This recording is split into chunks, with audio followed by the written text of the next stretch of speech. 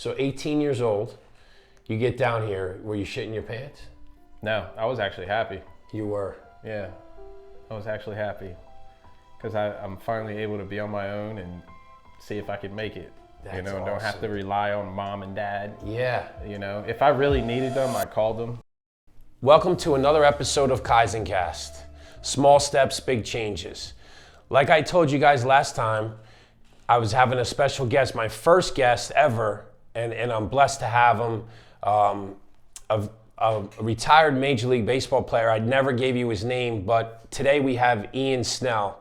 Ian and I met over the last 2 years and became very close because our sons play baseball together. We actually coach together, and just randomly 2 weekends ago, I asked him if he would actually come on to my show, never thinking that he would, and he instantly said yes, because he's a great young man, and I'm blessed to really have him here. So we're gonna just sit back, relax, and talk about our lives together. Basically more about how Ian handled his life and then getting to the big leagues. So Ian, welcome. Thank you. Thank you for having me. Yeah, I'm so glad you're here.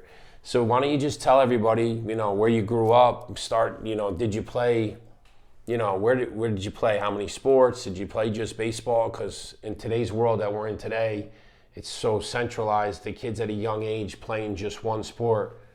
I'm much older than you. When I grew up, you played every sport until you decided what sport you're going to play in high school. And I still played 3 sports.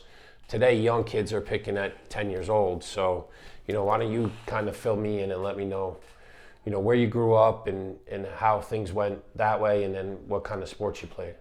Well, I grew up in the first state of Delaware in Dover. I went to Caesar Rodney High School. I played all sports too.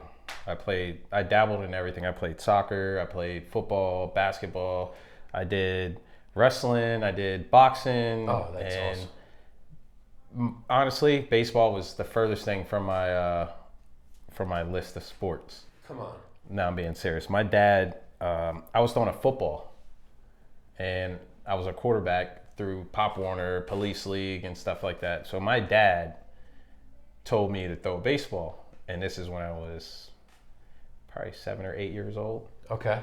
And that day he told me to put down the football. You're gonna throw this baseball right now. As hard as you can. And I just started playing baseball and loved it and enjoyed every second of it, because then my friends started playing, and then we all just grew up together playing baseball, and my best friend played on my team. And pitching wise, I didn't get to pitch much because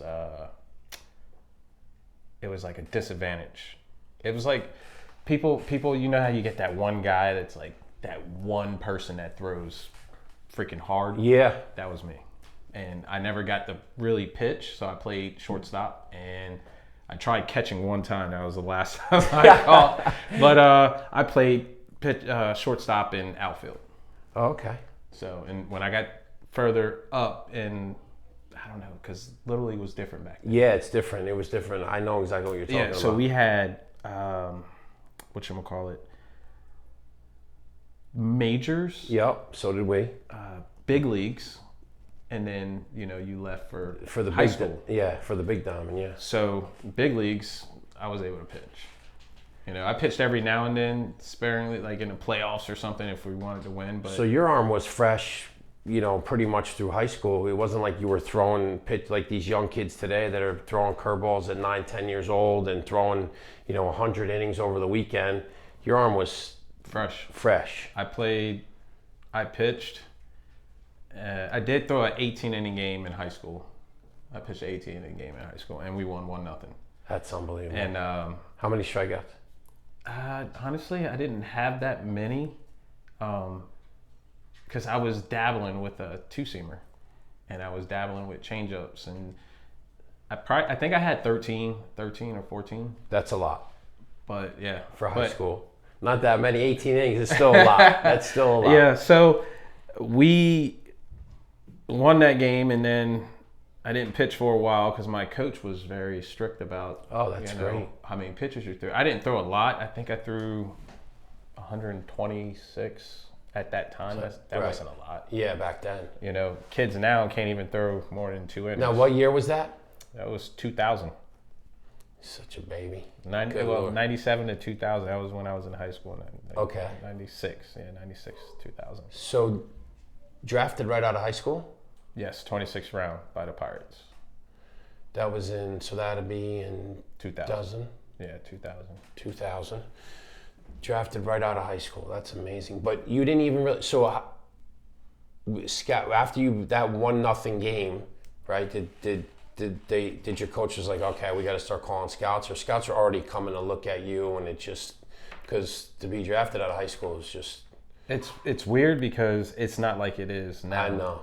Like they dress like normal fans, so you don't know who's watching. Yeah. I didn't know you can get drafted out of high school. That's unbelievable. When I got drafted, I was in the YMCA swimming. My dad was making me swim to get keep my shoulder in shape. No kidding. You know, because I was planning on going to college somewhere. Right. But I was still in high school. Yeah. So I wasn't worrying about it. I was worrying about finishing my season with my friends, graduating, make sure I graduated, because my mom, if I didn't, I'd die. Oh, right. Exactly. So, same with mom. Same.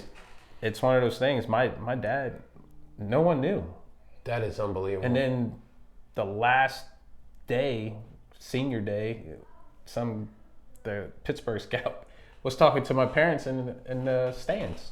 And I had some Mets, you know, White Sox, and a couple other scouts out there, but I didn't care. Back then, they used to, because I'm, like I said, much older, so they went up 60, 70 rounds. Like Mike Piazza got drafted in the 62nd round because his Lasorda was his godson or whatever. Yeah. And I mean, when you played, how many rounds did they go? 30, 40? Yeah, it was up there. It was up there. Yeah, it was I mean, up there. now I think it's 10 rounds 10, or something like that. Yeah. Yeah, baseball's changed. Yeah, it's changed a lot. So 26th round, and you were just like, okay, I'm going to go.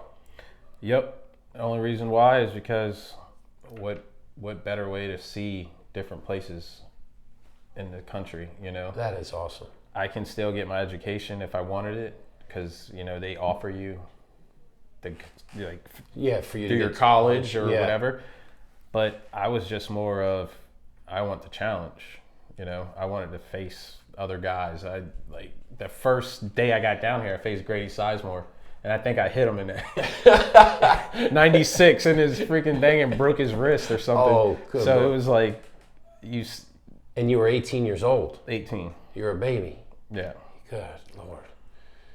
Were you, walk us through that part of your life. Were you so nervous? Like when you got on that bus, or like when you got on the plane, however you got down to where because you had to come, I assume, to Bradenton, right? Yeah, you came here. So when they come to your house, right? Did you even travel? That's the thing. Like I didn't travel that much as a kid.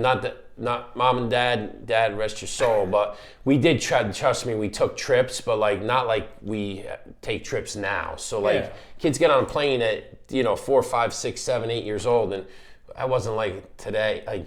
Like when we were back. Yeah. No, I didn't. I never really flew. Like the furthest place I've been was Seattle, Washington. And that was with my grandmother to go see my family out there.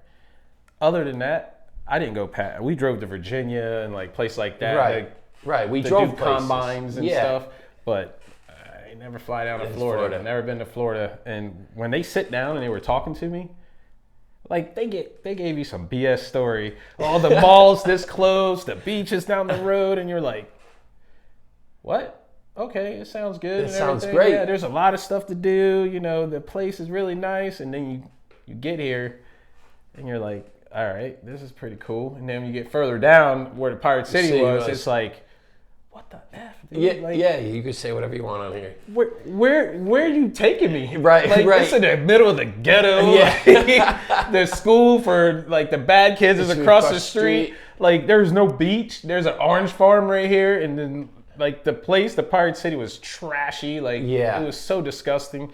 And now it's beautiful. Like what the heck? Yeah. So 18 years old, you get down here. Were you shitting your pants? No, I was actually happy. You were? Yeah, I was actually happy because I'm finally able to be on my own and see if I can make it. That's awesome. Don't have to rely on mom and dad. Yeah. If I really needed them, I called them. Right. But I didn't really this is them. always a question that I always thought about. Like even which I didn't. Yeah, after a while, but were you homesick? Nope, Not once. not once. Never once. Never, not once, because once you see the other guys, and I had 3 roommates, and they one was homesick? from Chicago, and one was from like all the way from Hawaii. Yeah. And we just stuck together. Like we hung out together. All the guys that were down there with me. I mean, you got Jose Bautista, Ronnie Paulino, Ryan Doman, Nathan Yeah. Cloud. Like you had all these guys there. We all came up together, and it was cool because it was like every single Brotherhood. person had different personalities that fit our personalities and made each other better, and it was funny because we joked around with each other a lot, and we went out and have a couple beers, and only when we were old enough. Right. Like I never did anything illegal. So. Yeah. But it was fun. That's great. That's great.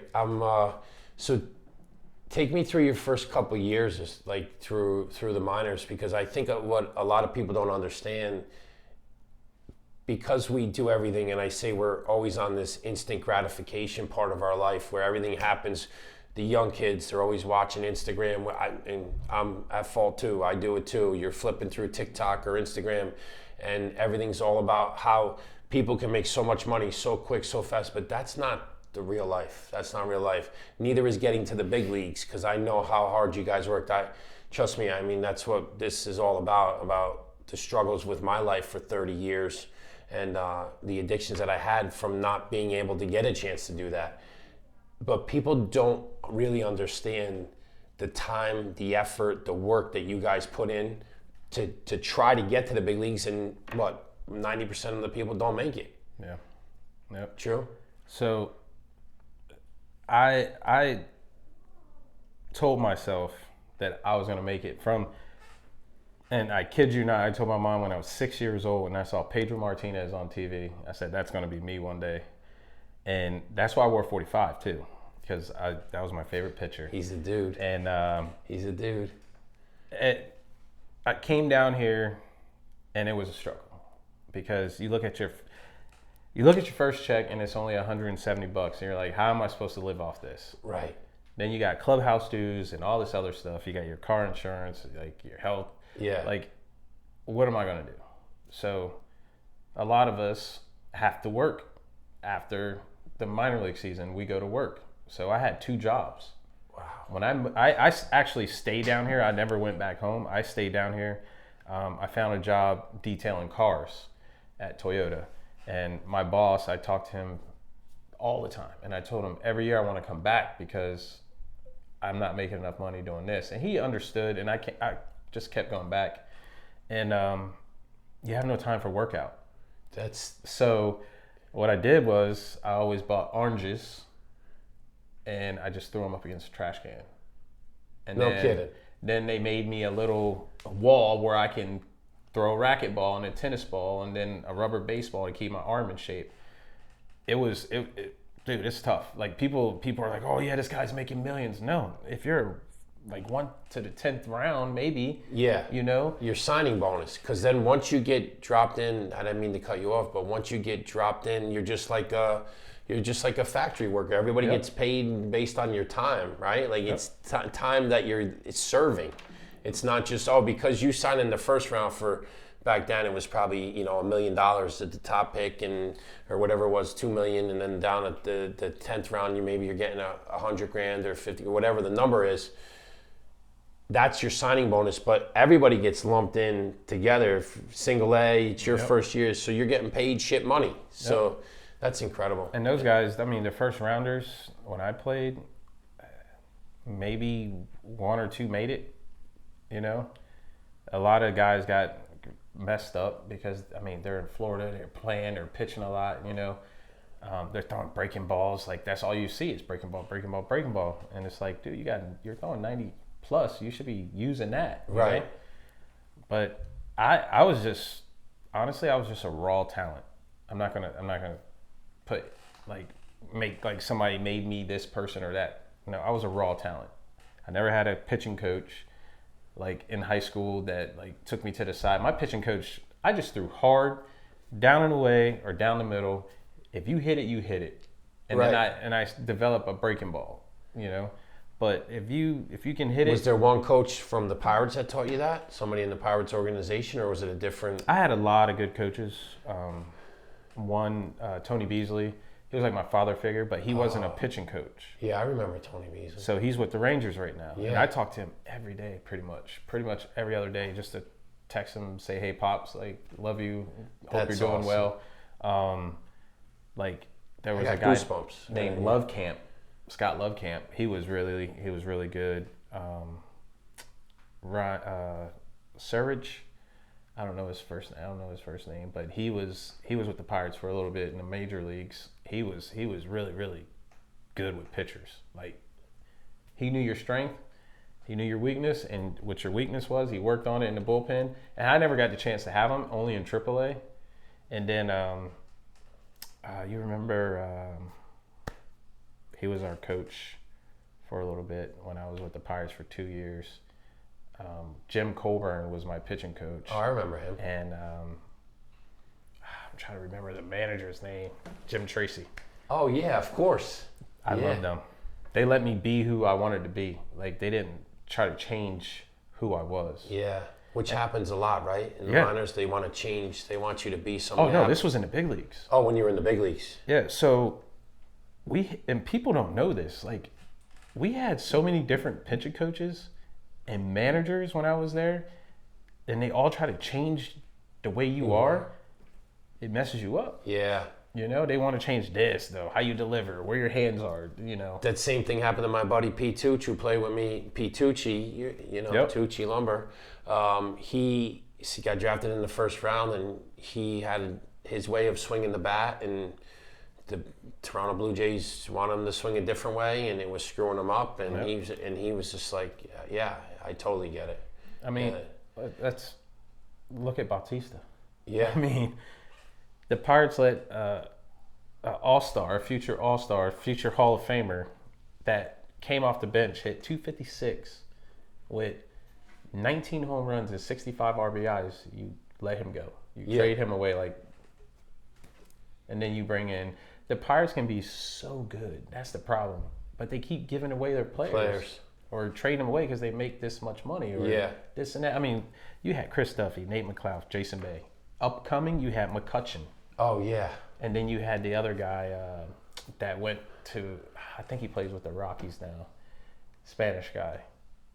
You know all the names better than me. Yeah, I don't know him because he was younger. But you had all these guys coming up. When you have those guys coming up, then you can trade away a guy to get somebody else. Yeah. You know?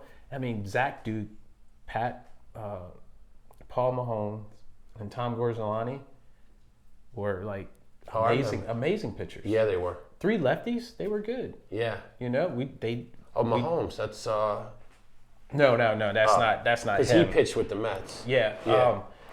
But he's older. He's like my age. Yeah. Yeah. He or maybe even a little bit older. But they had the talent. It just never brought the right pieces. So I was just doing a little background, little research on you, and I saw that your very first win was against Roger Clemens. Tell me about that. That had to be sick. Yeah. It was fun because that had to be pretty cool.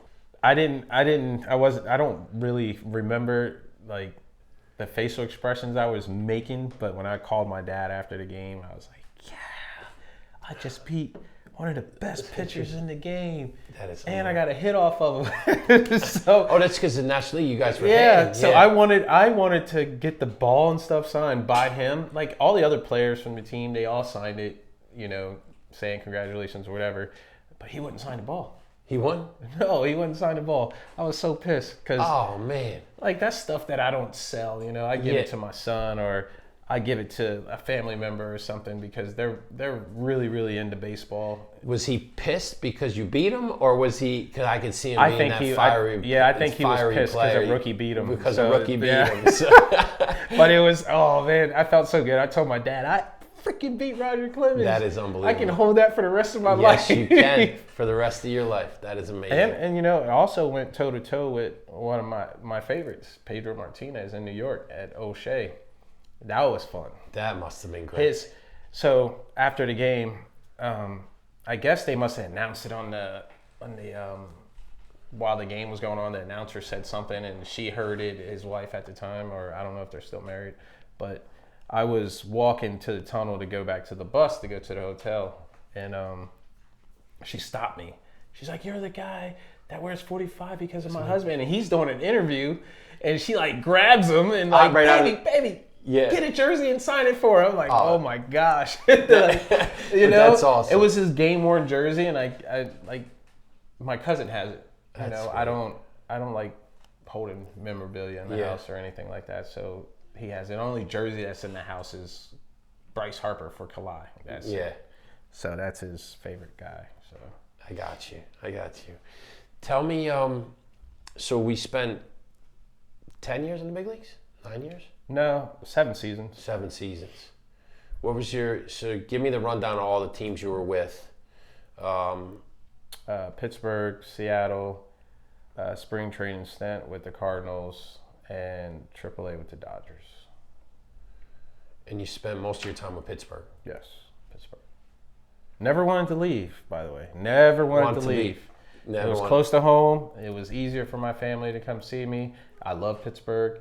The fans, people don't understand, the fans are great baseball fans. Like, they love sports there. Yeah, they do. I mean, look at the Steelers. The Steelers and the Penguins. Sell out they sell out every day. Even the college basketball games and football games, like, they're great, passionate fans. They just want a winning product. And unfortunately, we never got the opportunity to give that to them. But later, as, you know, McCutcheon and those guys came up, they gave that to them. And it's awesome to see. And that stadium's beautiful. Oh my God, it's awesome. Yeah, I've never been, but I heard it's. You got it. I tell everybody this all the time. You gotta go check out this stadium. Yeah, I heard it's fantastic. It's amazing. It's amazing. But my favorite stadium besides Pittsburgh is St. Louis. So, that's a cool one. Yeah, the fans. And the fans are awesome. They're great. Very passionate about baseball. They love know it. the game. They know it. Yeah. So it's one of those things, like, if you pitch good against them, you know, they'll. When you beat Clemens, were you in Houston or were you PNC? PNC. Yeah, PNC Park. That's pretty cool. Yeah, I wish it was in Houston. Yeah, that would have been. Yeah, those fans are rowdy. Yeah, they are. Oh boy, they're rowdy, boy. Yeah. Nothing like Dodgers fans though. They're worse. Way. No offense, but they boy, oh boy, they get on you pretty good. You'll hear every name in the book. Right. Yeah, and then they got these little mechanisms like on a fishing pole, and there's a little crease right here, and they throw it down. And if your glove's there or a ball, it like sticks to it. They reel it up. Yeah. So it's like to the bullpen. It's like, dude, what are you doing? Really? Yeah, man, you can't leave your glove up there. It's crazy. Yeah, that is great. And that's where I got my first broken bone in my toe. Is L.A. Somebody? Well, no, they got concrete stairs to go up to this clubhouse, and I used to pinch run, so I was running up to get him. I slipped. My toe went straight into the concrete. And I broke my big toe. I didn't say nothing. I just taped it up. Yeah, because there's nothing put you my can do cleat about on it anyways. and was running on the side of my foot. Like, yeah, So you pinch ran sometimes, even though being a pitcher. But see, the game's changed so much. Yeah, I used to pinch run. You were an athlete. Yeah, I like running. Yeah. I love running. I still love running. I know. So, I mean, yeah, I was fast. Somewhat. And I swear to you, I beat out 2 ground balls in my career, and they always called me out. They didn't expect it. I don't think they expected a pitcher to get down the line because you were hustling. Most of them were just jogging, saving their energy. Yeah. Not you. No. I know how. Well, that is true because I know how you coach with a lot of fire, a lot of intensity. So I wouldn't expect anything less. That's for sure. That's for sure. Yeah. I like. Well, you coach how I coach, so that's why we get along so well. That's for damn sure. Because we're from the East. Yeah, exactly. So, what I think about this a lot. Like not so much anymore that I'm 52, but I used to think about it a lot. When you finally made it, were you like, holy shit, like this is unbelievable. Like what was the thought process that went through your head? Like because you said you kept telling yourself since you were 6 years old you were gonna make it. I used to do the same thing, but I didn't make it. And I know there's a lot of kids that didn't make it, and you were just so raw, so talented, throwing 90 plus, 96, 95, and learning a curveball in the minors. Like, that's crazy to me. Like, I thought for sure you had 2 or 3 pitches. This is you just being a super athlete. When you got there, did you just take a minute and be like, at every park you went to and was like, this is pretty sick?